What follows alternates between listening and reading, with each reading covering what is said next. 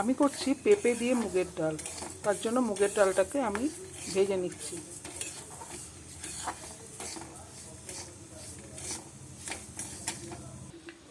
ডালটা ভাজা হয়ে গেছে, নামিয়ে নিয়েছি।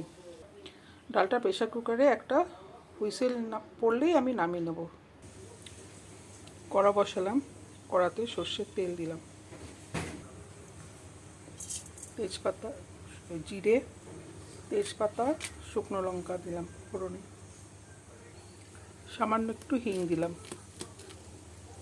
ফোড়নটা ভাজা হয়ে গেছে, এখানে পেঁপে সেদ্ধ করে রাখা আছে, ওটা আমি দিয়ে দেবো। ডালে লবণ দিইনি, লবণ দিলাম, হলুদ, আদা বাটা, জিরে গুঁড়ো, লঙ্কার গুঁড়ো। আমার মশলাটা দিয়ে পেঁপেটা কষানো হয়ে গেছে, এবার আমি সেদ্ধ ডালটা এর মধ্যে দিয়ে দেবো। সেদ্ধ ডালটা দিয়ে দিলাম, ঢাকা দিয়ে কিছুক্ষণ ফুটতে দেব।